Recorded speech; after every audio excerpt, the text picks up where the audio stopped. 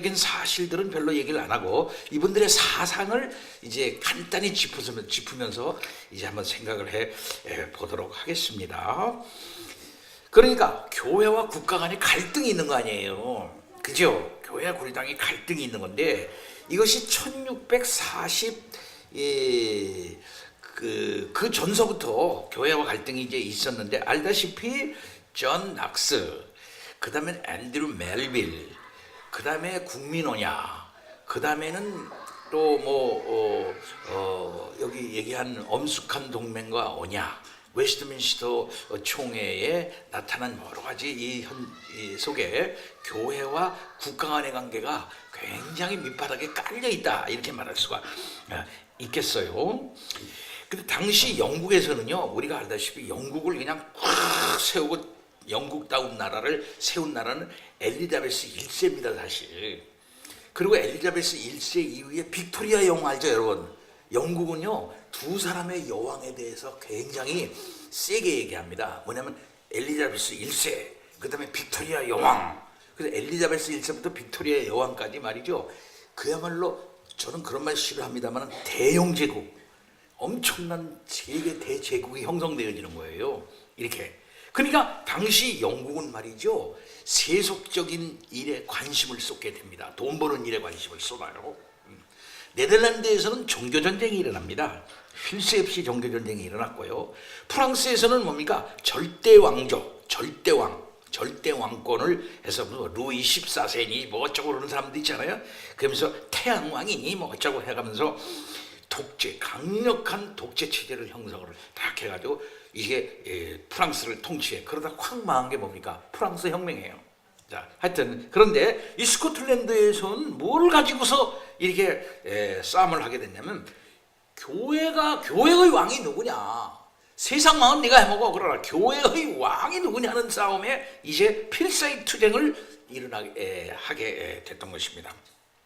그러면 뭐냐면은 두 가지 설이 싸움을 한 거예요. 사상이 하나는 뭐냐면은 왕권 신수설이냐, 장로 신수설이냐, 이 두 가지 가지고 싸움을 하는 겁니다. 사실은 이거 가지고 첨예한 대력을 스코틀랜드에서 싸우는 거예요. 그런데 여기 싸우는 근본적인 장로교 신학자들과 목사들의 사상은 어떤 것이냐면 언약사상이라는 거예요. 언약사상.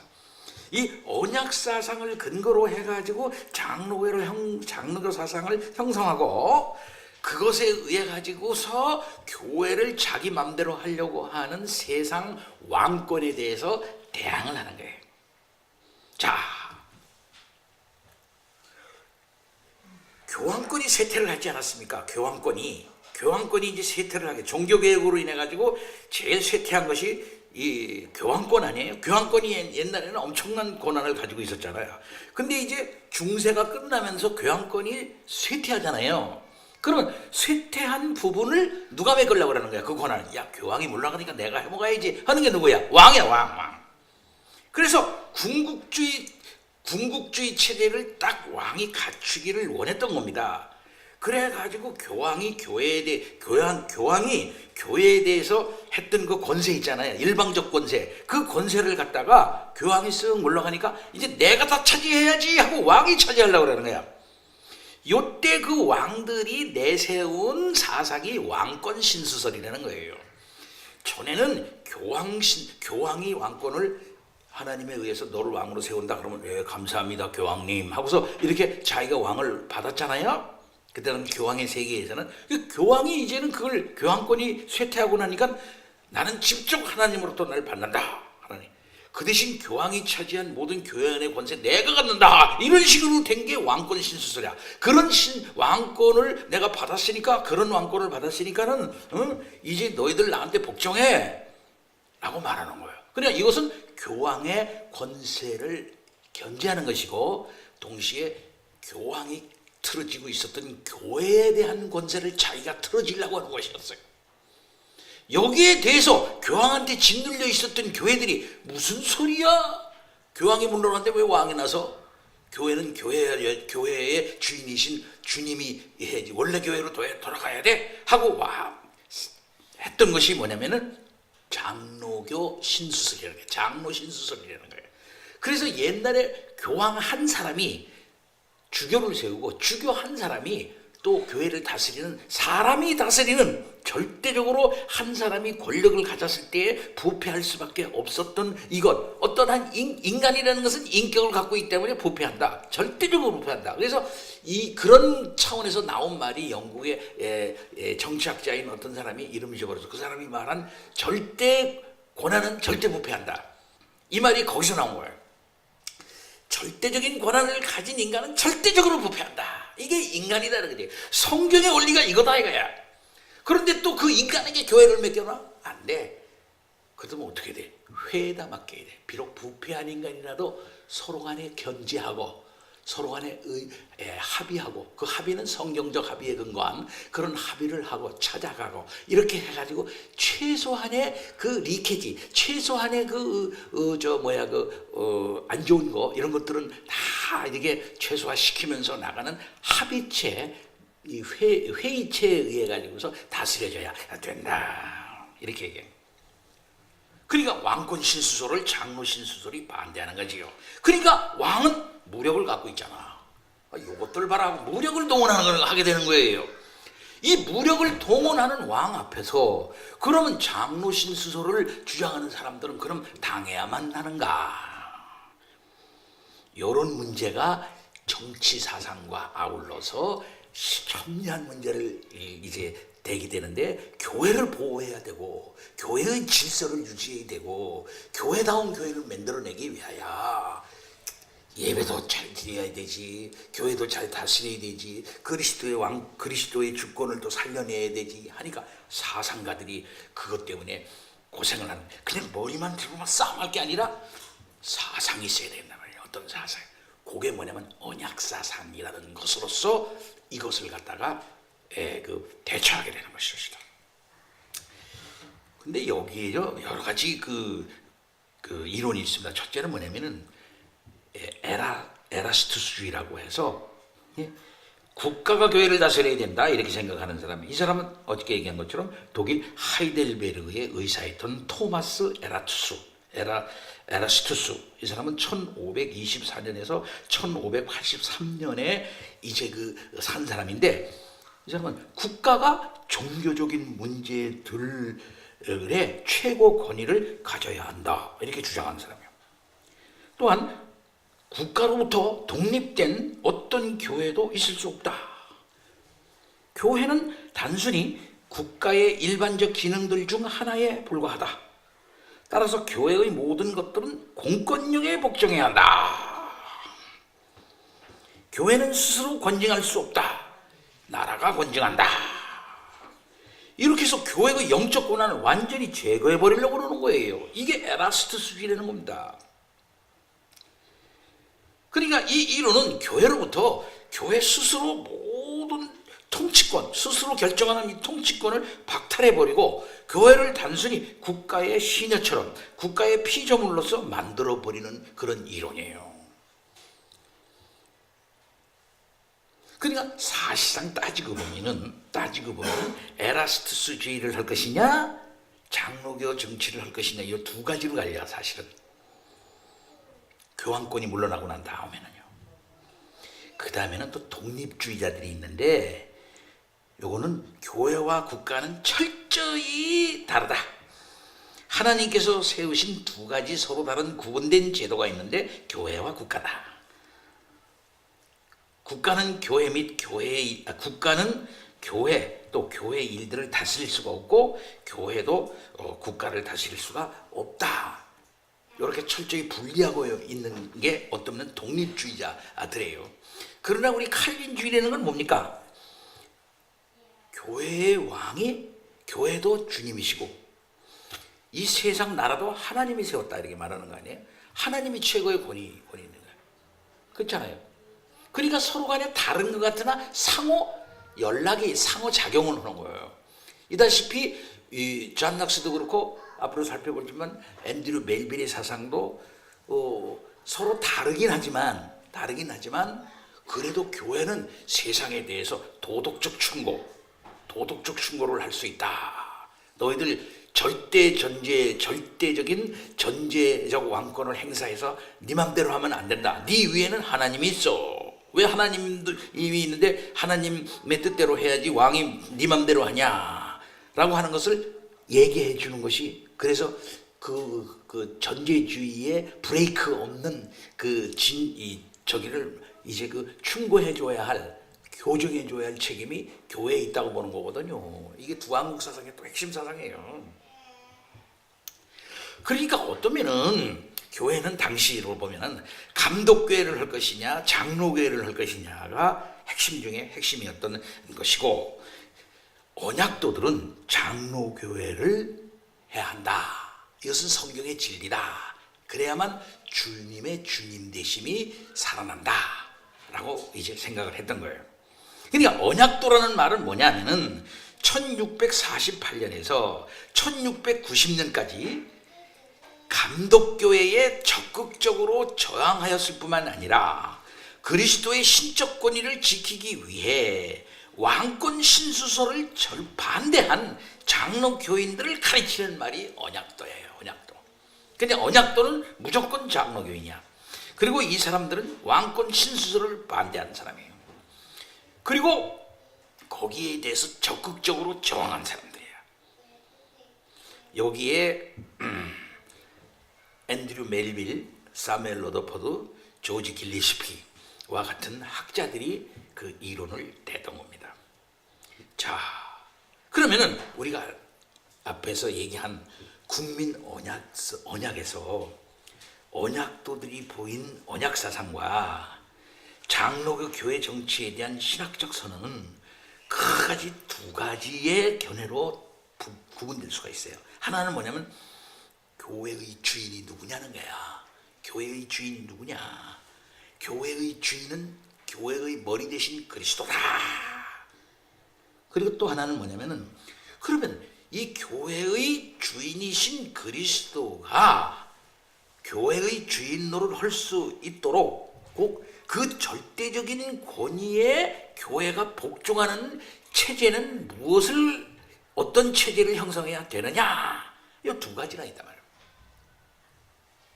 그러니까 국민 언약서와 그 다음에 언약도들이 보인 그 가장 기본적인 생각은 뭐냐면, 교회의 머리를 확실하게 하는 것이고, 교회의 머리를 확실하게 하는 것이고, 그 교회의 머리 되신 주님이 실상 교회를 어떻게 다스릴지 구체적으로 다스리거든요.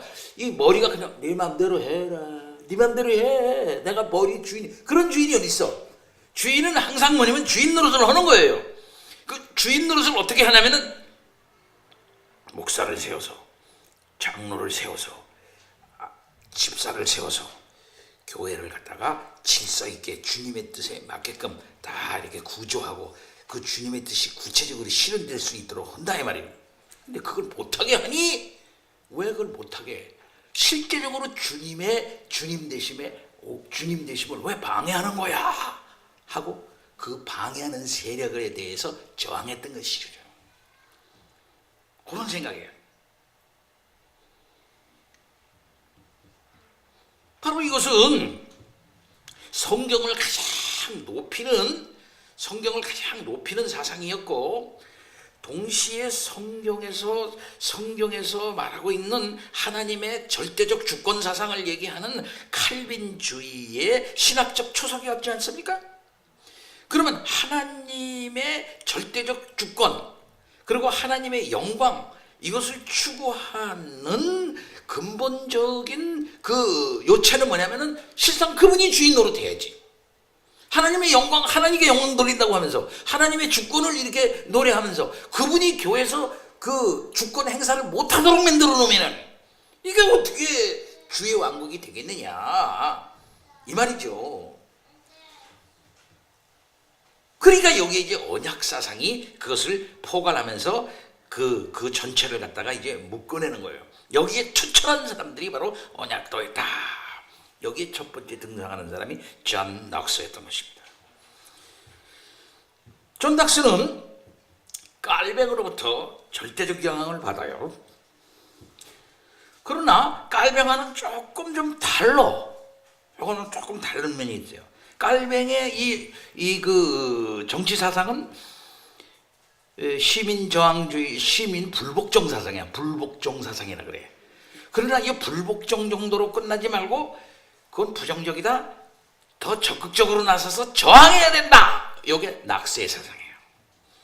깔뱅 사상이 기초적으로 깔려 있지만 깔뱅 정도의 불복종 정도까지는 안 되고, 불복종 정도는 안 되고 적극적으로 저항해야 된다. 요것이 낙스 사상이에요. 그러니까 한 걸음 더 나갔다 이렇게 볼 수가 있어요. 그러니까 깔뱅처럼 처음에는 국가에 순종해야 한다는 사상을 가지고 있어요, 넉스도. 그러나 메리 여왕의 폭정을 보고 급진적인 저항 사상으로 돌아서게 됩니다. 존 넉스 사상의 배경에는 깔뱅의 정치 사상이 있지만 어떤 구체적인 정치적 상황에 처해졌을 때에, 특별히 스코틀랜드적 정치 상황에 처했을 때에 깔뱅처럼 불복종 정도로 끝나서는 이거 문제가 해결이 안 되겠다 이렇게 생각을 하고 그는 더욱더 확실한 행동으로 나서게 되니 그것은 바로 곧 저항사상이라는 겁니다. 그 저항사상의 기초에는 뭐가 있어요? 언약사상이라는 게 있다, 이 말씀입니다. 조국 스코틀랜드가 그 북쪽에 스코틀랜드 기지 가문의 메리가 여왕이 되어져서 개신교 신앙을 핍박하고 수많은 사람을 학살하고 카톨릭 예배를 강압적으로 드리려는 명령이라는 것은, 이것은 뭐냐? 우상숭배를 명령하는 것이다. 우상숭배를 명령하는 거다. 그럼 우상숭배를 명령하는 정권에 순응할 수 있겠느냐? 순응할 수 없다 이거야. 이것은 하나님의 뜻이 아니라고 본 거예요. 그래서 이러한 메리 여왕을 우상숭배자인 구약의 이세벨에 비유합니다. 이세벨에 비유해가지고 스코틀랜드의 종교개혁은 뭐냐? 이러한 우상을 내모는 것이다. 그래서 끝까지 투쟁해서 저항함으로써 이 우상숭배를 갖다가 우리나라에서 몰아내야 되겠다 이거예요. 그러니까 이것은 깔뱅이 처한 제네바 상황하고는 사뭇 달라요. 깔뱅이 처한 제네바 상황이라고 하는 것은 도시야, 도시. 하나의 제네바라고 하는 도시야. 베른하고도 달랐고 제네바는 또 다른 도시야. 이 도시였으나 이 스코틀랜드 상황은 국가적인 더 넓은 그런 상황이었어요.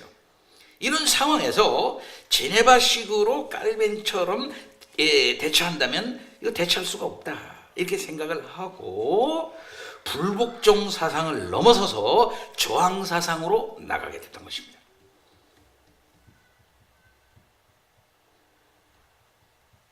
자, 이런 면이 깔뱅 사상하고는 조금 다른 면이다 이렇게 말할 수가 있겠습니다. 자 그러면은 교회나 국가나 모두 하나님이 세우신 기관 아니에요?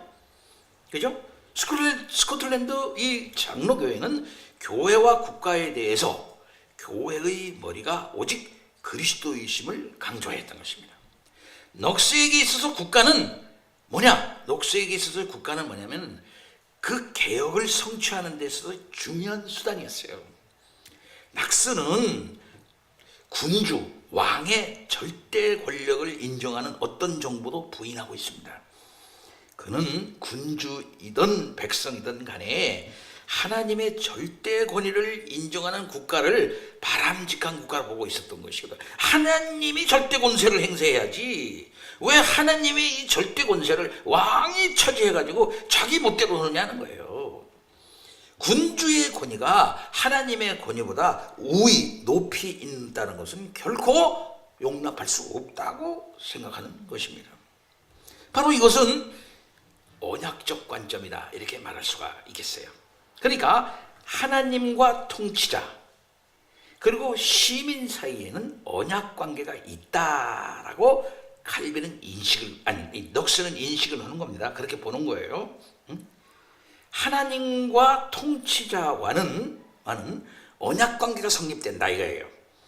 그리고 하나님과 백성들 사이에도 언약 관계가 있다 그러는 거예요. 그리고 통치자와 백성들 사이에도 언약 관계가 성립한다 이렇게 보고 있는 것입니다. 이 언약 관계 안에서 왕도 행세를 해야 되고, 이 언약 관계 안에서 백성들도 뭐냐면 왕을 대접해야 되고, 하나님은 그 왕과 그 백성을 다 언약 관계적 차원에서 하나님이 통치하신다고 보는 거예요.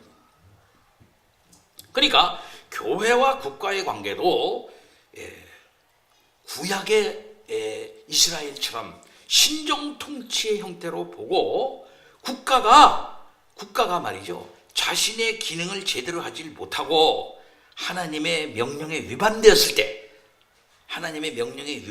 때 교회는 국가에 대해서 그 시정을 명령할 수 있다라고 얘기를 한 거예요.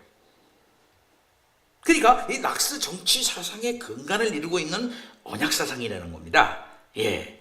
자, 그럼 언약이라는 게 뭐냐? 언약이라는 것은 하나님과 우리 사이에 뭐냐면 리그야, 리그. 그것 연합이다. 리그라는 말을 조금 이렇게 파운드 이렇게도 말씀할 수가 있겠습니다만, 언약은 하나님과 우리 사이의 연합이다, 연합.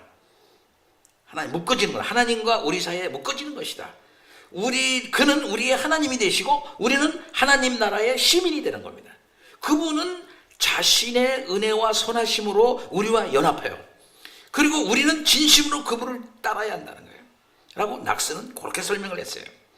이와 같이 낙스는 언약의 의미를 하나님과 하나님의 택하심 입은 사람들 간의 연합으로 설명을 하고 있어요. 그에게 있어서 이 언약의 개념은 왕과 하나님, 귀족과 관리, 그리고 하나님과의 관계에서 형성되는 동맹개념으로 발전한 것입니다. 그러니까 하나님의 절대 주권을 강조함과 동시에 하나님에 대한 인간의 복종이 있어야 한다는 거죠. 네. 근데 이런 하나님의 절대 주권에 대해서 인간이 복종하지 않는다면은 이거는 안 된다는 거죠. 왕도 거기에 복종해야 한다는 거예요. 왕도 거기에 복종해야 된다는 거예요. 근데 이때 그 왕이 하나님과의 언약 관계에서 복종해야 되는 이 언약 관계에서 왕이 하나님의 뜻을 저버리고 자기 멋대로 한다는 것은 언약을 깨는 일이고, 그렇게 언약을 깨는 그 왕에 대해서 언약에 신실하기를 원하는 백성은 그 왕을 어떻게 됐나? 저항할 수 있고, 불복종하고 불복종 정도에서 떠나 그 왕을 갈아낼 수 있다. 거기에도 저항할 수 있다. 왕 그만둬세요. 그렇게 왕권 하려면 그만둬요 말이야. 하나님의 뜻을 복종 안 하려면 그만둬요. 이렇게 말할 수 있다는 겁니다. 그 결과 낙스는 성경 내용에도 없는 이 우상 숭배인 미사를 강요하면서 성경의 권위를 실추시키는 이 가톨릭 교회는 말이죠, 언약을 위반하는 것이다 이렇게 본 거예요. 네. 그래서 성경에서 얘기하지 아니하는 예배 의식, 특히 미사를 거부한다고 하는 것은 이것은 언약을 지키기를 원하는 우리 인간의 의무라 이렇게 본 거예요. 네. 굉장한 거예요, 사실.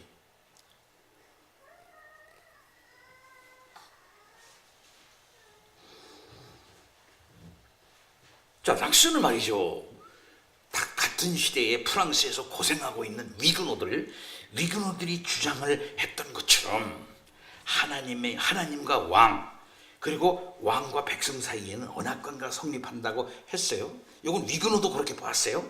따라서 왕이 하나님과의 언약을 위반했을 때에는 백성은 왕권을 인정하지 아니한다. 우리 왕권 인정할 수 없다.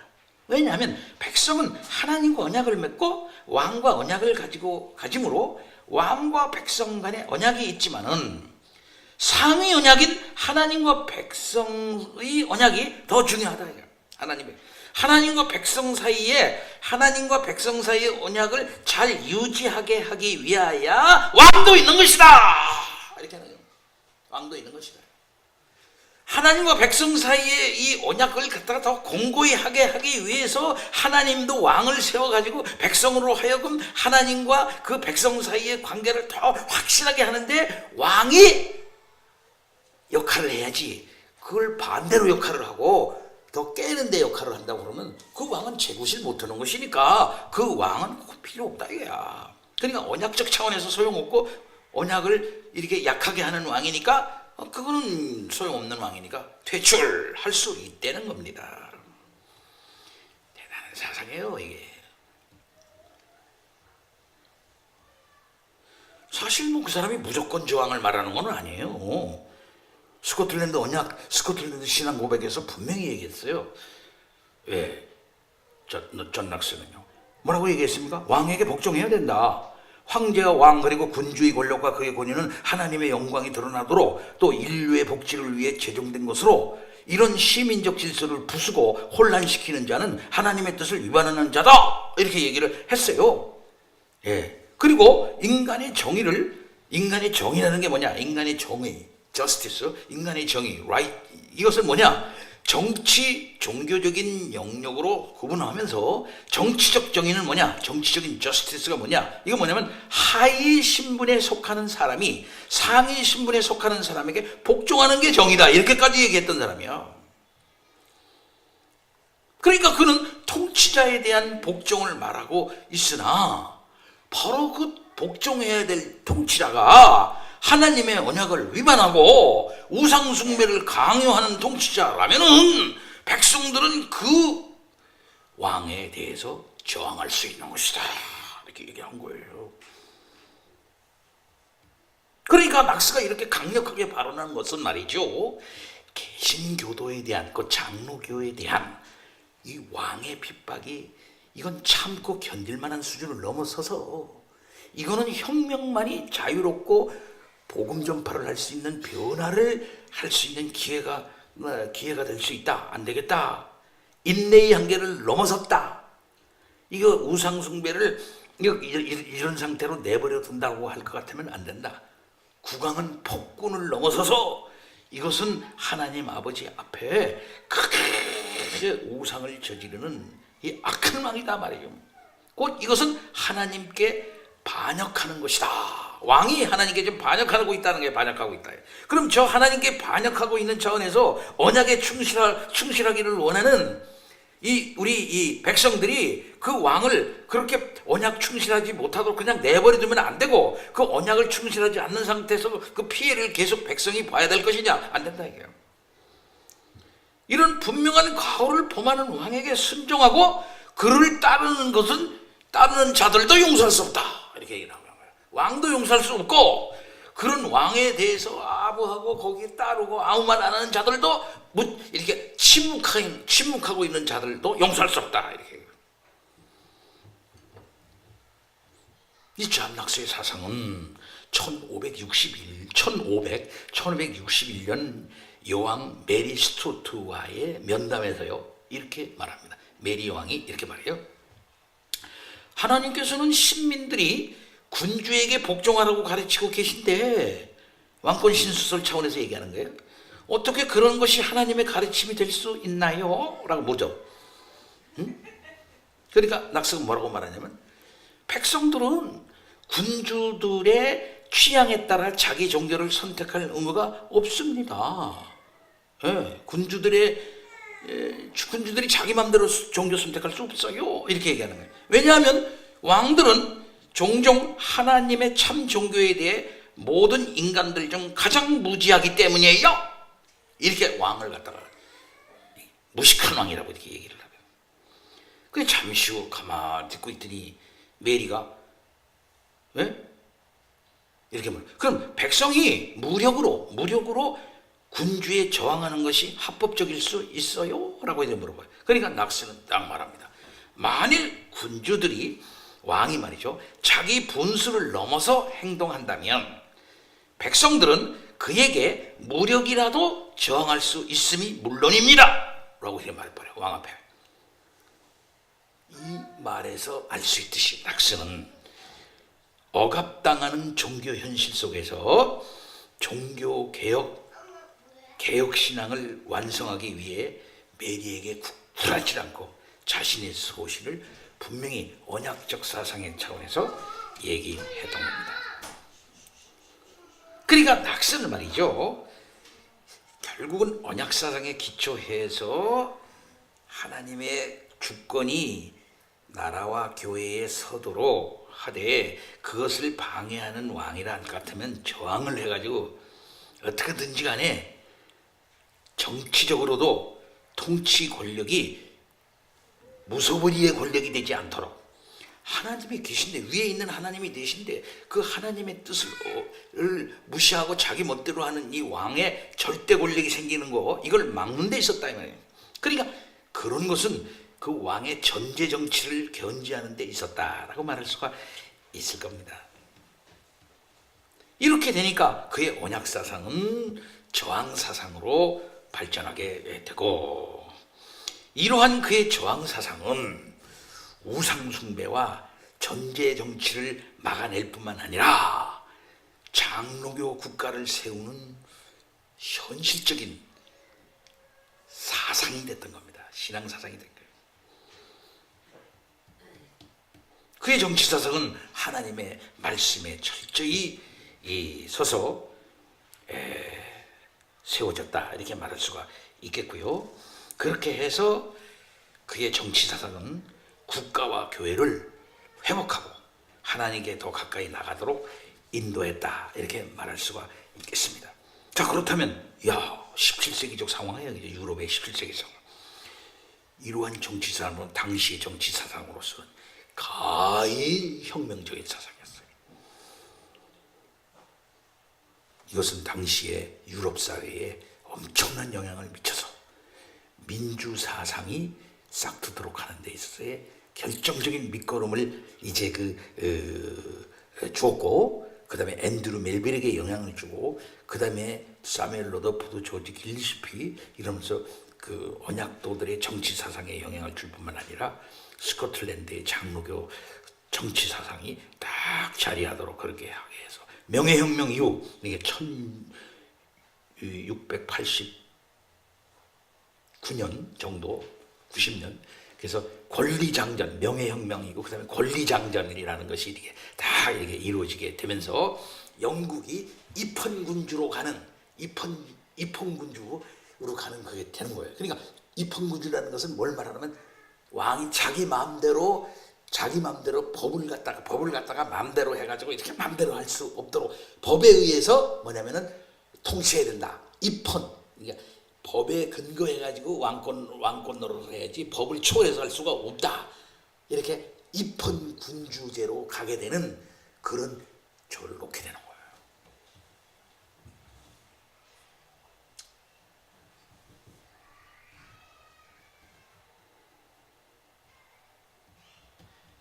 자, 그럼 두 번째, 이런 존 낙스의 기본적인 사상이 깔려 있는 채 앤드루 멜빌은 어땠나? 우리가 살펴봤어요. 두 왕국 사상. 두 왕국 사상은 아까 얘기했듯이 제임스 6세를 만난 자리에서 그 총의 운영에 대해서 간섭하려고 하는 그에 대해서 아주 똑바로 얘기한 그 말 속에 분명히 나타난다 그랬어요. 두 왕국 사상이. 이 스코틀랜드는 두 왕이 있습니다. 곧 두 왕국이 있습니다. 하나는 제임스 왕의 국가고, 왕과 국가고, 하나는 왕 그리스도 예수와 그의 교회입니다. 제임스 6세 당시는 이 왕국의 신민입니다. 신민으로 왕도 귀족도 머리도 아닙니다. 단지 한 사람의 구성원에 불과합니다. 예, 그리스도가 왕인 그 교회의 한 사람의 신자지 거기에 뭐 아무런 권세가 없습니다. 당신은 이 말이에요. 이 왕국에서는 그리스도께서 그의 교회를 돌보라고 받은 이들이 그리스도로부터 충분한 권위와 힘을 부여받아 통치합니다. 곧 그 나라는 그리스도가 세우신 목사와 장로들에 의해서 통치가 되는 거지, 당신이 왜 자꾸 여기 통치하려고 그럽니까? 안 됩니다. 신자로서 순종하세요. 신자로서 순종하세요. 예. 그리고 왕이라고 해서 이들을 통제하거나 해임할 수 있는 권한은 없습니다. 단순히 그들을 돕고 지원할 수밖에 없어요. 그렇지 않게 자기 멋대로 통치를 하려고 그러면은 당신은 그리스도의 신실한 나라야, 그 나라의 백성이 아닙니다. 이렇게 주장했다 그랬잖아요. 요 말 속에, 요 두왕국 사상 속에 앤드류 멜빌의 언약적 정치 사상이 그대로 이제 나와 있다. 이렇게 말할 수 있겠습니다. 자, 그럼 세 번째로, 그럼 국민언약에 나타난 언약적 정치 사상이 그럼 뭐냐? 세 부분으로 나눠져요. 국민언약은 세 부분. 첫째는 뭐냐면은,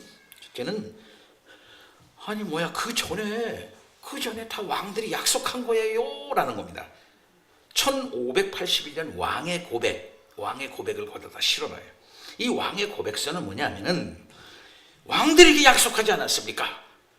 로마 가톨릭의 교황 제도를 버리고 개혁 신앙에 대해서 지지한다고 약속하지 않았습니까? 1590년 또 1596년에 제임스 6세에 의해서 그것이 다시 서명이 되었고 1638년과 1643년 엄숙동맹과 언약의 가장 중요한 역사적 문서가 된 거예요. 그거에 기초해가지고. 예. 왕도 지금 우리가 하려고 하는데 옛날에 이미 맹세로서 서명하지 않았습니까? 여기 이 문서가 여기 있지 않습니까? 이걸 먼저 얘기를 하는 거예요. 국민언약에. 이거는 제임스 왕도 서명을 하고 그의 가족도 일체 다 서명을 했어요. 원래 1560년에 스코틀랜드 신앙 고백이 생겼지 않습니까? 이 1560년에 스코틀랜드 신앙 고백에 대한 일종의 보충으로 의도가 되었고 로마 가톨릭의 잘못을 또 신랄하게 나열하고 버렸다. 네. 이걸 옛날에도 하지 않았느냐? 다 버렸지 않느냐? 1556년에 이미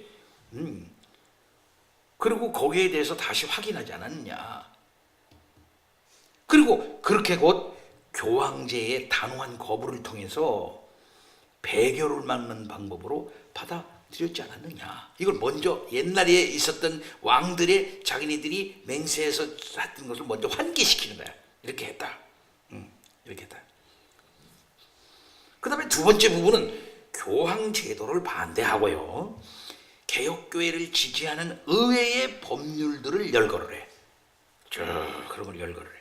그리고 그 언약의 합법성을 강조해. 모든 캐톨릭 신자들과 사제들은 하나님의 참된 종교의 적들이다 하고 규정을 해요. 모든 캐톨릭 의식을 정죄합니다. 이 의식들은 하나님에 대한 불경이다. 종교에 대한 경멸이다. 커다란 잘못이다. 한 걸음 더 나가 하나님의 참된 종교, 참된 교회의 교리와 성례의 순수성, 교회의 대외, 총회, 노예, 정치, 치리, 판결 등 이런 자유의 보존을 강조해. 또 이게 두 번째 부분이에요. 세 번째 부분은 서명한 사람들이 앞으로 참된 종교를 고수하고 보호하는 데 의무를 다해야 한다라고 언약서처럼 얘기를 해요. 이렇게 과거의 왕들도 이렇게 했고 또 이렇게 하고 이건 나쁜 거니까 다 버린다. 그리고 여기 서명했잖니? 서명한 사람은 이 서명에 대해서 확실히 책임져라. 이렇게. 그런 차원에서 1637년에 이 기도서, 그렇죠? 제일 이제 만들어가지고 자일스 교회에서 처음에 가서 이렇게 시도하려고 했던 그때의 기도서가 이건 성공의 적이고 이건 국민의 기본적인 정서와 감정과 마찰을 일으킬 수밖에 없는 것으로서 이것은 말이 안 되는 거다. 이것은 우리가 이제까지 믿은 장로교 교리와 참된 종교의 교리와 견해와 마찰을 일으킬 수밖에 없는 로마주의로 돌아가는 거 아닌가. 이걸 갖다가 거기에다가 딱 써요. 그리고 여기에 서명한 자들은 여기 합당한 행동으로서 생명 바쳐서 이걸 갖다가 지키고 이렇게 되도록 우리가 애쓴다. 이게 다 나와요. 이때 요한 컨닝햄이라는 사람은 국민연합을 다음과 같이 정당화시켜요. 제가 이게 왜 정당하냐? 이걸 갖다 이렇게 얘기를 합니다. 왕이 이 땅의 법을 어겼다. 이 땅의 법을 어겼다. 왕은 헌법을 무시했다. 혐오스러운 의식을 국민에게 강요했다. 그러니 국민들이 단결해서 국왕이 그렇게 하지 못하도록 해서는 안 될 이유가 없지 않은가? 왕이 국민을 위해서 있는가? 그렇지 않으면 국민이 나라를 위해서 있는가? 국민들이 어떤 지위를 침범하고 높은 위치에 있는 사람들에게 고통을 주는 것은 두려워해서 이렇게 고통을 주는 것은 두려워해서 가만히 앉아서 자신들의 종교와 자유들이 짓밟히는 것을 보고만 있어야 하는가? 만일 국민 언약이 서명되지 않았다면 왕이 강요한 의식은 곧 성공의 의식이죠. 강요한 의식은 분명히 도입되었을 것이며 규범들이 강요되었을 것이며 전행적인 권력의 발꿈치가 우리 조국의 목덜미를 짓눌렀을 것이다. 그러니 국민 언약은 정당하다. 이렇게 얘기해요. 그러니까 1638년 국민 언약은 영적 자유의 선언을 한 것이에요. 그리고 그것은 합법적이다 얘기를 한 거예요. 여기에 스코틀랜드는 다 일어나가지고 서명함으로써 정치와 종교에 있어서 하나가 되었어요. 이제 이것이 1643년 엄숙한 동맹과 언약으로 발전하고 웨스트민스터 신앙고백의 교리적 배경이 된 거고, 이 언약은 다시 후기 언약도 운동의 기본적인 정신적 근거가 되는 거예요. 그래서 언약도들의 아까 얘기한 것처럼 뭐냐면 항상 여기다 갖다 딱 걸어요. 옛날 약속했잖아. 항상 맹세로 약속했잖아. 왜 안 지키는 거야? 왕도 지키고 귀족들도 지키고 국민 모두가 지켜야 돼. 왜 배반하는 거야? 이게 진실인데 여기 다 이렇게 했잖아. 여기 다른 것도 다 소용없어. 여기 열로 돌아가야 돼 하고 그 두 개 거기다 딱 걸어버려요. 항상. 그러니까 왕들도 이거 골치 아프네. 그러니까 왕이 딱 돼가지고 그걸 무효선언을 해는 거야. 나중에 얘기합니다. 그것도 무효다 그래. 아니 맹세를 하나님 앞에 해놓고서 무효라고 하는 게 말이 돼? 말이 안 되지. 그건 우리 신앙적인 게 아니야. 우리는 무효선언 못해. 그러니까는 언약도를 잡아가지고서 딱 그부터 얘기하는 거야. 국민 언약 무효라고 맹세해. 국민 언약 너 옛날에 언약했지? 옛날에 맹세로 언약했지? 그러니까 이번도 그걸 부인한다는 것을 맹세로 해. 맹세. 그러니까 이 사람 맹세 못하는 거예요. 하나님께 맹세하면서 피를 써가지고 맹세를 해가지고 어떻게든지 간에 맹세를 해서 이제 언약을 했는데 또 나라가 군사들이 잡아가지고 아주 요거 국민 언약 요거 너 이렇게 했지? 너 맹세 안 한다고 맹세. 그 부인해 요거. 그거 무효라고 맹세. 알았어? 이 사람은 못하는 거야. 너 요 언약 맹세 무효화하는 맹세 안 하면 너 죽인다. 죽이세요. 나는 죽어도 그 맹세 못한다. 그래서 죽는 거예요. 그래서 죽는 거야. 다른 게 죽는 거 아니에요. 그래서 죽는 거예요.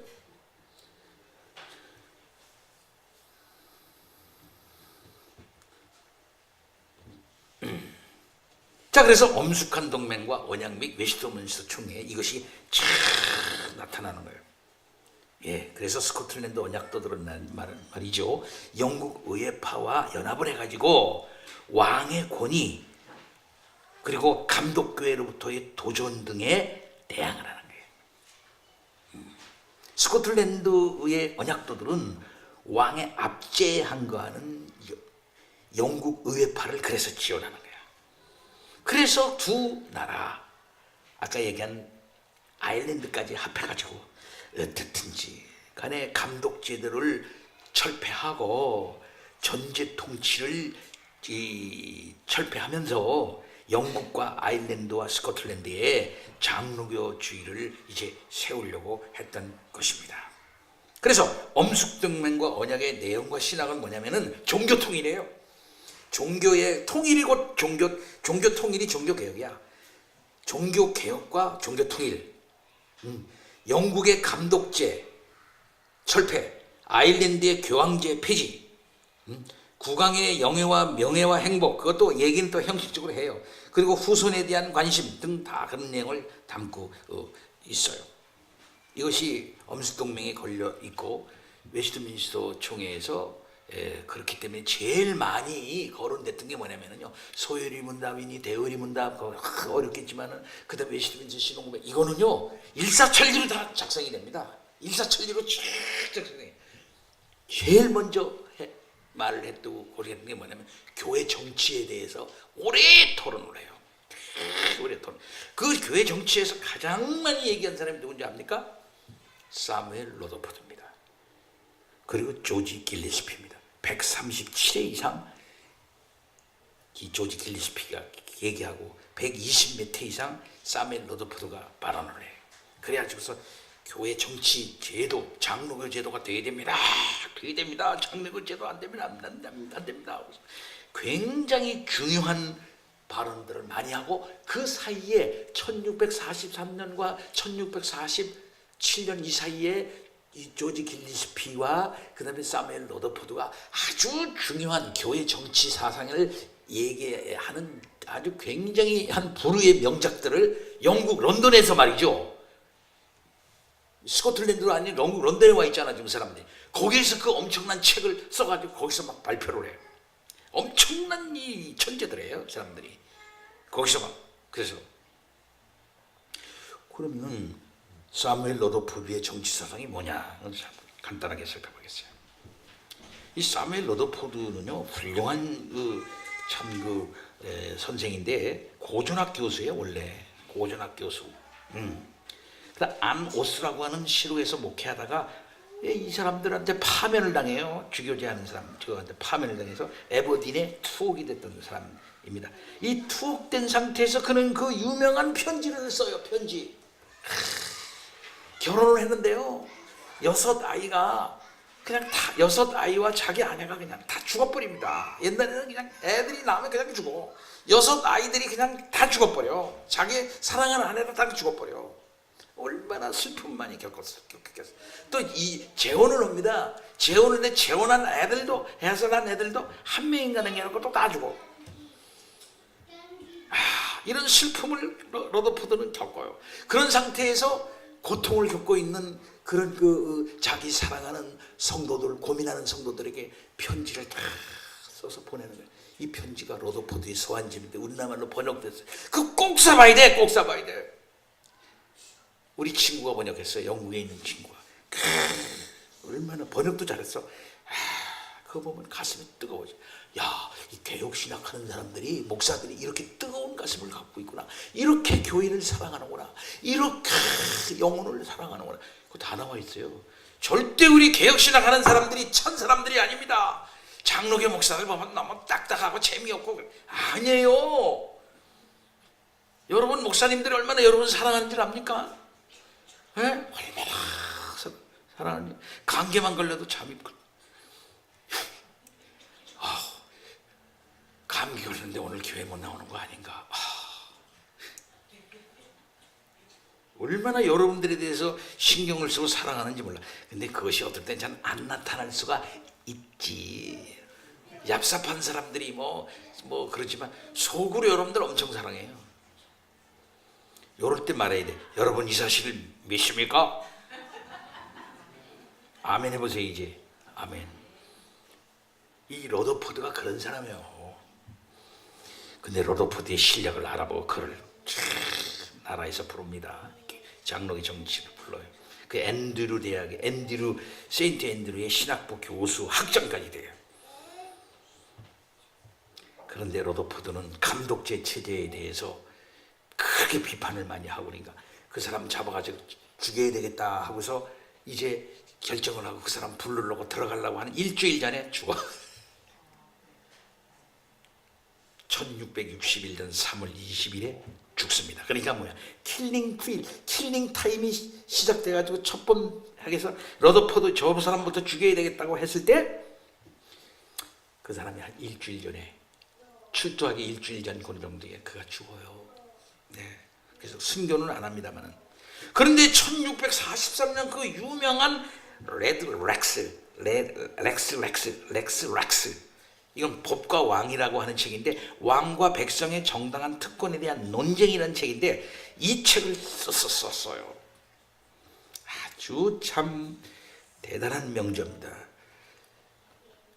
그는 이 책을 신명기 17장 15절 열왕기상 11장 17절에 근거해서 이제 논하는데 큰 제목만 얘기하면 첫째, 모든 시민의 권력은 궁극적으로 하나님께로부터 나온다. 두 번째, 왕은 백성들의 유익을 위해 다스려야 한다. 세 번째, 백성 개인은 말이죠, 부당한 폭력으로부터 자신을 보호할 수 있지만 자기 마음대로 해서는 안 된다. 그러면서 말하면서 전제 정치는 사탄의 사역이다. 백성은 폭군에 저항할 권리와 의무가 있다. 첫째는 저항하고 탄원하고 변론한다. 그 다음은 불순종이다. 전제 정치는 백성을 탄압하는 정치적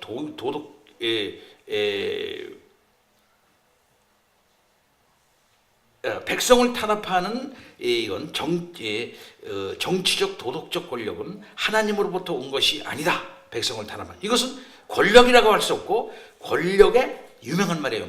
권력에 허가된 이탈일 뿐이다. 원래 권력이라고 하는 것은 백성에게 주어졌다. 백성에게 주어진 게 권력이다.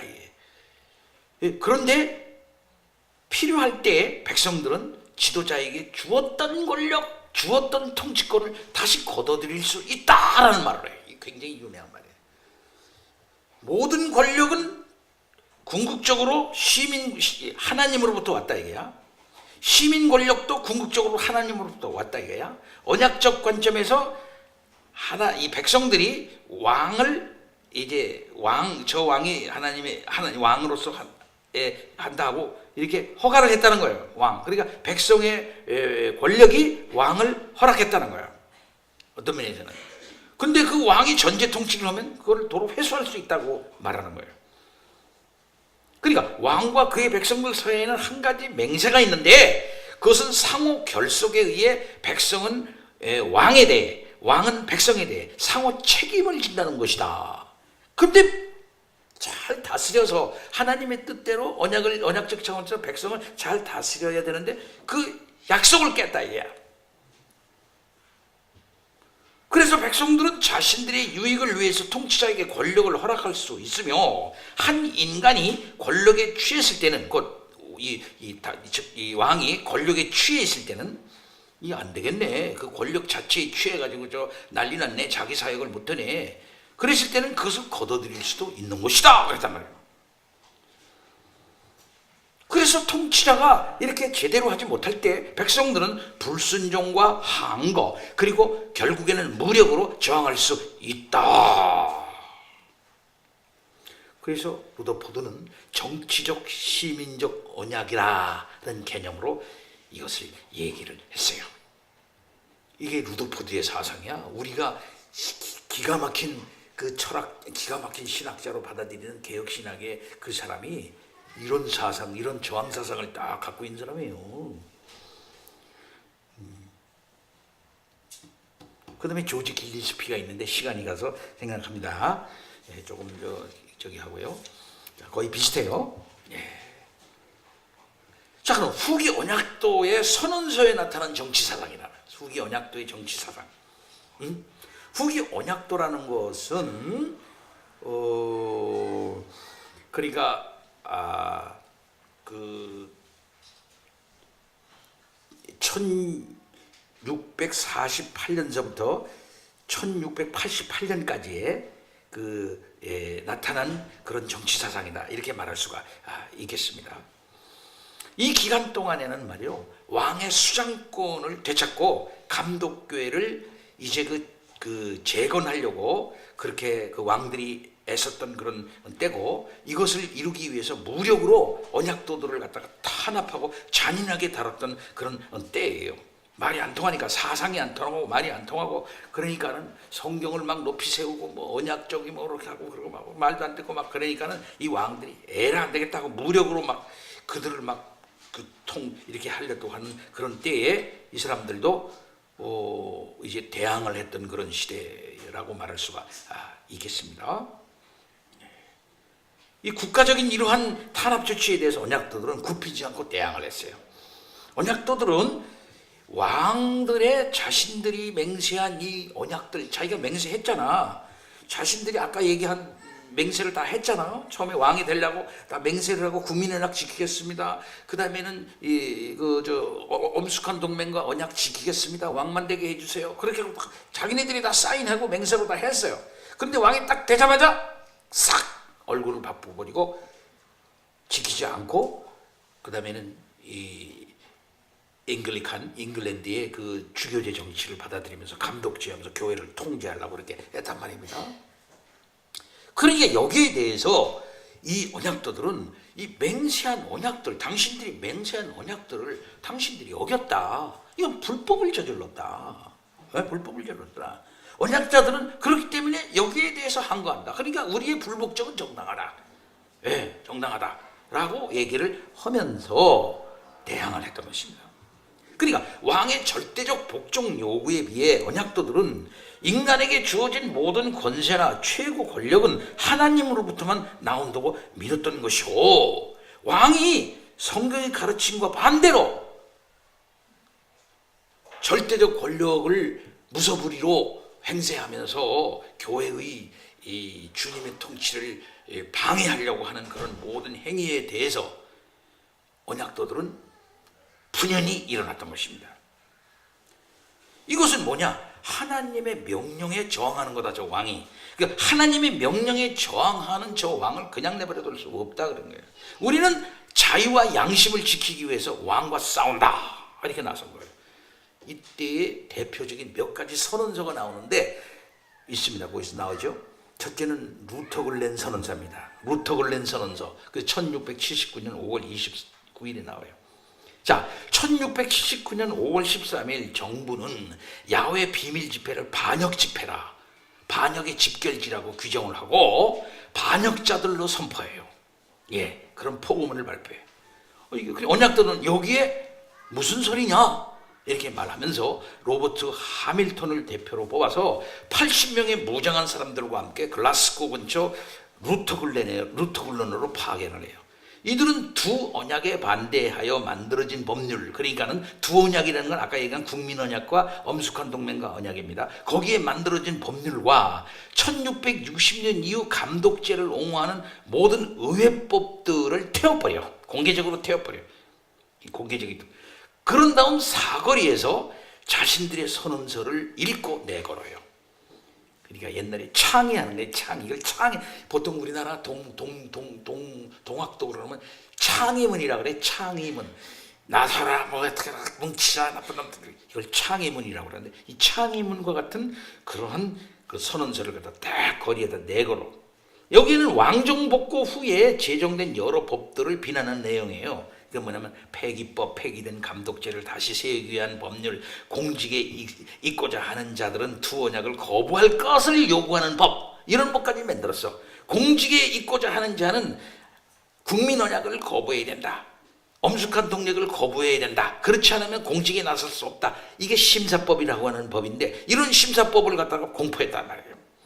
말도 안 되죠. 그리고 1662년 목사들의 추방을 가져온 법, 왕정 복고일을 매년, 왕정을 복고한 걸 매년 기념일로 삼아가지고 공휴일로 지키도록 한 법도 있었어요. 왕은 모든 교회 권력의 수장이라고 선언한 1669년 주장 등 이런 거 다시 수장령을 다시 확인하면서 공포했거든요. 이런 모든 것들이 다 불법이다. 언약도들은 더 이상 이러한 전제 군주에 복종하지 않을 것이다 하고서 언약도들은 거세게 이제 항의를 하면서, 여기 되니까 폭풍같이 일어나가지고 또 박해가 시작돼. 두 번째 선언서는 무슨 선언이냐면은 퀸즈베리 선언서와 센큐하르 선언서라고 하는데, 이것도 유명한 선언서. 이게 1680년에 나온 선언서예요.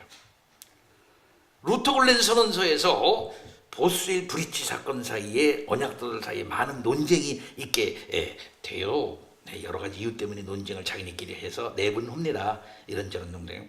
근데 이 생큐아르 선언서를 통해 가지고 이걸 확실하게 이제 다시 세우는데, 이 문서에는 교황제, 감독제, 그 다음에 왕의 죄악상 고발하면서 총회를 자유롭게 열어라.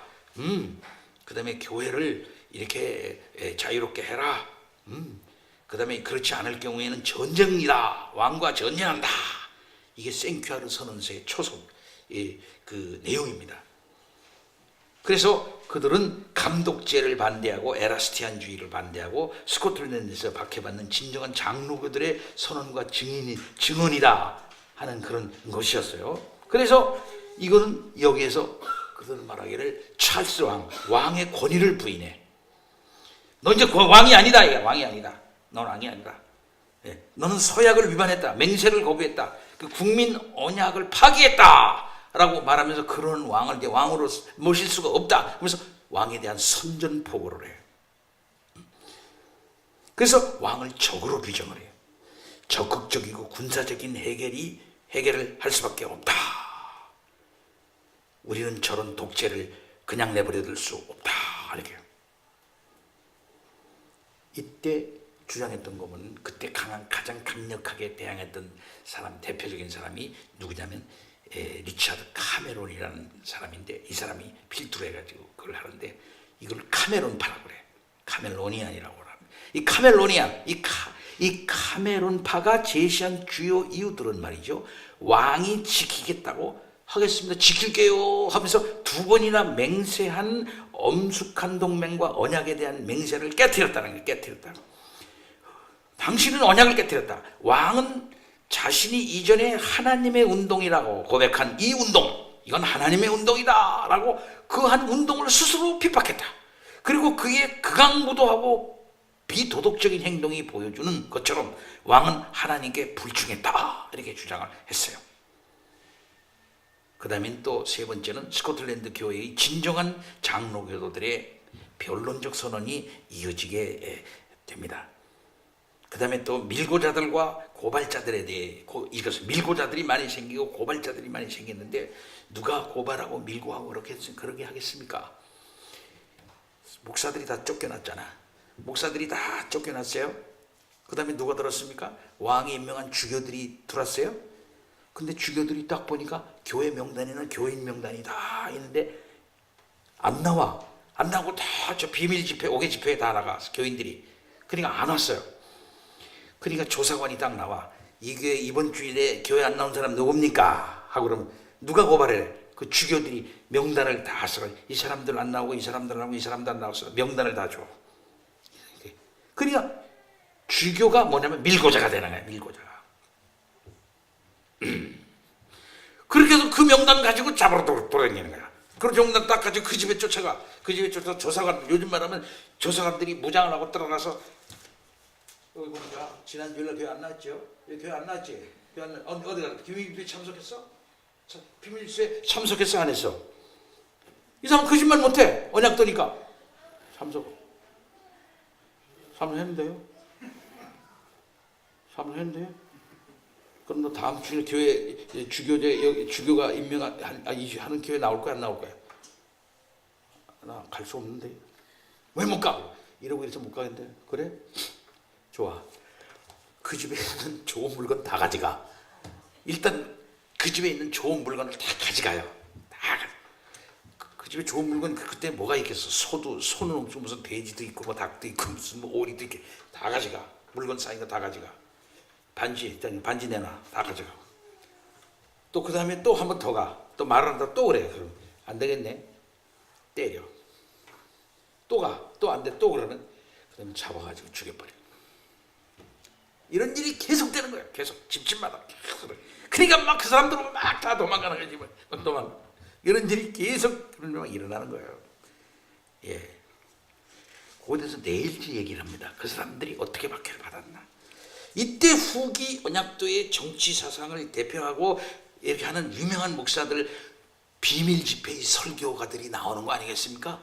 그 비밀 집회를 이끌어 있는 위대한 설교가들이 나오고 그 지도자들이 나오는데 그 사람들이 도널드 카길, 리차드 카메론, 그 다음에는 제임스 렌윅 이런 사람들 나와요. 다 이 사람들이 아주 젊은 날 다 순교당한 젊은 목사들이에요. 이렇게 해가지고 순교를 다 당해. 젊은 목사들. 예. 다 사무엘 레더포드의 거의 제자들이야, 이 사람들이. 사무엘 레더포드의 그런 사람들이, 그 사람들이 영향받은 그런 사람들이. 그거에 대해서 지금까지 얘기한 그런 사상을 다 가지고 있는 그런 사람입니다. 한 가지 얘기를 하면 카메론 얘기만 하고 얘기를 합니다. 리처드 카메론은 1679년 보스웰 브리지 전투 후에 언약도들을 지도하는 언약도들이 지도자들을 읽고 표류한 중에 이 카메론과 카길이 언약도 운동에 참여하면서 상황이 바뀌어. 리처드 카메론은 자신은 왕을 인정하지 않는다고 공개적으로 선언하면서 왕은 하나님의 원수다, 사악한 간부다 라고 불렀어요. 그러면서 정당한 반역을 선언했어요. 세금 납부를 거부하고 박해자들에게 경고합니다. 이렇게 경고해요. 그들이 우리를 형틀에 매달고 광야에서 우리를 죽일 수 있을지는 모르지만 하나님께서는 그들을 복수할 자들을 일으키실 것이기 때문이다. 우리는 그들과 함께 같은 나라에서 살아 하나님의 영광이 이 땅에서 떠나는 것을 지켜보느니 차라리 죽기를 원한다 하면서 거짓된 왕을 제거하는 것이 그 적이었어요. 그러나 그는 이리 피하고 저리 피하다가 결국은 잡혀서 죽어요. 죽을 때 목을 끊어 사람들이 죽여서 사형을 목을 끊고 그 사람들 거기 목사님들의 두 손을 잘라. 여기 두 손을 이렇게 딱 잘라. 여기도 자르고 여기도 잘라. 근데 그것을 갖다가 리처드 카메론의 이 저기를 갖다가 이렇게 푸대에다 달아가지고서 교인들한테 보여. 예, 이게 카메론이야. 봐, 카메론. 니들 목사가 이렇게 생겼어. 다 교인들한테 보여요. 그리고 어떤 그 병사 하나는 말이죠. 카메론의 입에다가 창을 꽂아. 창을 탁 이렇게 꽂아가지고 위로 쭉 올라가다 떨어져. 이게 너희들에게 그렇게 하나님의 말씀에도 설교했던 이 입이야 이게. 그리고 이 두 손을 모아서 기도했던 손이 이 손이야. 조롱을 해요.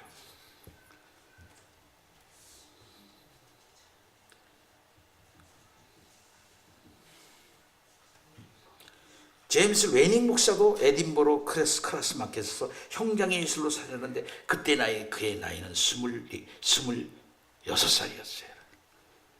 리처드 카메론은 몇 살에 죽었는지 압니까? 리처드 카메론은 32살에 죽어. 32살. 네.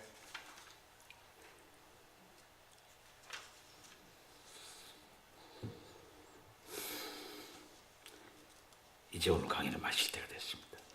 언약도들은 자유와 양심을 지키기 위해서 왕에게 대항하면서 싸웠습니다.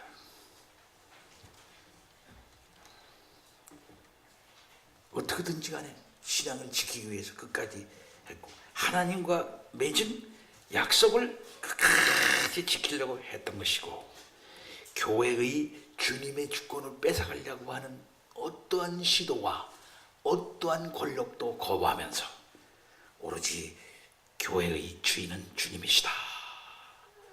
우리는 그분에게만 복종한다. 그리고 교회를 다스리는 이 장로 제도를 우리는 끝까지 지킨다. 교회를 통치하는 것은 주님이다. 이렇게 하면서 언약도들을 가르쳤어요. 멀레이라고 하는 학자는 언약도들을 평하면서 이렇게 말했습니다. 그들은 남은 자들이었다. 남은 자들. 그들이 같이 가진 확신과 박해 아래서의 지킨 절개와 뜨거운 열심은 인정되어야 한다. 이들의 증인이 없었다면 장로교의 승리는 불가능했을 것이다. 결국은 언약도들은 존 낙스, 앤드루 멜빌이 세운 그 원칙과 장로교의 그 올곧은 신앙을 끝까지 죽음으로써 지켜냈어요. 그리고 국민언약과 엄숙한 동맹과 언약에 나타난 그 정신과 웨스트민스터 신앙고백에 나타난 가장 기본적인 신앙과 교리를 죽음으로써 지켜낸 사람들입니다. 그러니까 스코틀랜드 종교 개혁자들의 신앙과 그 신앙을 유지 발전시키고 결국은 고난 가운데서 승리를 한 사람들이에요. 그렇게 해서 스코틀랜드 장로교회가 단단히 고난 가운데 튼튼히 서서 그들을 비박하려 했던 왕도 배 타고서 도망가 버리고, 그 다음에는 명예혁명화가 얘기했죠. 그 다음에 권리장전 이렇게 세워가지고 장로교가 자유스러운 땅에서 자유스럽게 발전하게 되는 그런 계기를 이제 만들었던 것입니다. 사랑하는 성도 여러분, 이렇게 우리가 지금 따르고 있는 장로교는요, 온갖 고난과 역경 가운데서 세워졌고 확인되어졌고 오늘 우리들에게 전파된 겁니다. 오늘날에 우리들은 이게 뭔지도 모르고서 그저 그렇게 하는 경우가 많아요. 여러분, 우리 장로교도들이 정신 똑바로 차려가지고서 위대한 선진들이 지켜낸 교회의 주권, 또 그리고 그것을 현실화하는 가장 성경적인 체제인 장로교 제도를 우리도 잘 지켜내야 하겠습니다. 교회의 주인이 누굽니까? 교회의 주인이 교권주의자들이겠습니까? 노예에서 힘 있는 목사겠어요? 큰 교회 목사가 교회의 주인인가요? 아니면 그 교회에서 돈 많이 내는 영향력 있는 장로가 교회의 주인인가요? 봉사 많이 안 했던 권사님이 교회의 주인입니까? 제가 아는 우리 전에 총회에 훌륭한 원로 목사님이 한 분 계셨는데, 그분이 어느 교회를 수습하는 데 갔어요.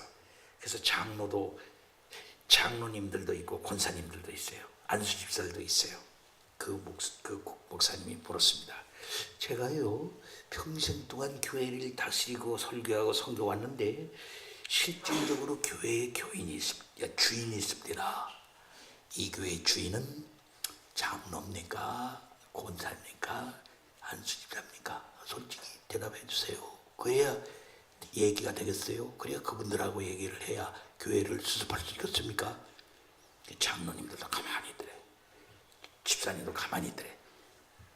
권사님들은 우리가 허락 안 하면 아무것도 안 돼요.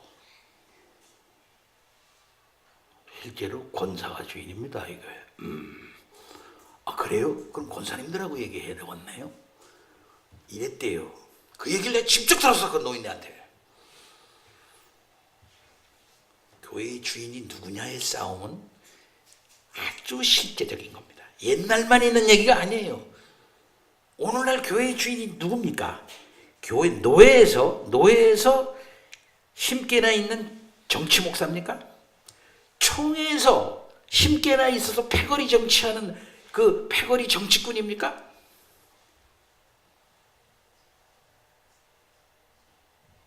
교인들이 자기네 진실한 목사에 대해서는 막 뭐라고 그러면서 노예 나가고 총회 나가도 정치계나 하는 거드 목사한테는 꼼짝, 이상하게 진실한 목사에 대해서는 뭐 팬소리다. 근데 깡패 목사한테는 꼼짝 못해. 제가 보기에는 깡패 수준의 목사가 많아요. 몰입의꾼들이 너무 많아요. 그게 교회 주인 노릇다해. 교회 재산도 자기 거, 교회 교인도 자기 멋대로. 그럼 옛날에 주교나 똑같잖아. 그럼 옛날에 주교나 똑같은 거지 뭐, 자기 멋대로. 그럼 장로교라고 해놓고 주인 노릇을 하니까 그게 주교야. 그 사람이 주교야. 큰 교회 목사 거의 주교처럼 됐잖아요. 목사 장로를 그냥 뭐 함부로 말했다. 장로는 허수입이야. 다 주교처럼 돼 있잖아. 주교처럼. 장로가 무슨 힘이 있어요. 장로를 다 허수아비로 만들고 자기 멋대로 하고 앉았다 이 말이야. 장로교라고 해놓고. 교인들은 그게 그런가 보다 하고서 우리 교회 주교 노릇 잘해주세요. 깡패 목사님. 두목 노릇만 잘해주면 우리는 똘마니 노릇 더 지어보. 장로 교인은 모름지기. 죽으나 사나.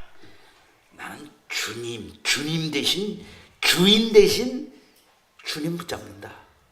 여기 주인 노릇하는 거, 그럼에도 불구하고 주인 노릇을 다른 사람이 한다면 나 가만 안 내버려둬.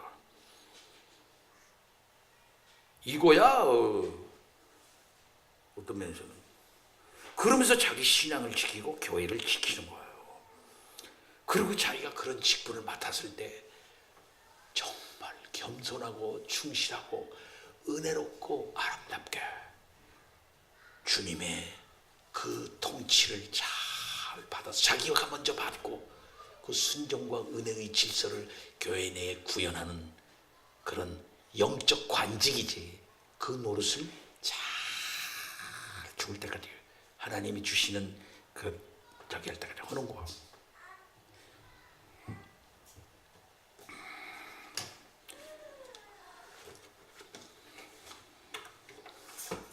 이런 생각을 가지고 장로교 교인 노릇을 한다면 그 장로교 교인들이 얼마나 강한 겁니까? 옛날 언약도들이 얼마나 강한 사람이었나요? 얼마나 담대한 사람들이었나요? 들들들 떠는 거예요. 언약도들만 보면은. 예.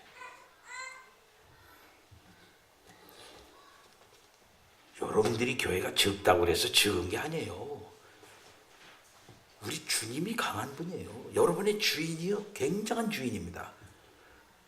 여러분의 교인이 적다고 그래가지고 우리 교회는요 적어요. 우리 그럼요. 적은 게 뭔 상관이 있어요? 주님이 계신데. 네. 문제는 뭐가 있습니까? 목사가 그 교회에서 진실하냐 진실하지 않냐, 거짓 말씀을 하느냐 진짜 말씀을 하느냐, 제대로 주님의 로드십을 갖다 제대로 현실화시키고 잘 교회를 잘 다스리고 치리하고 있느냐, 진실, 이게 문제지.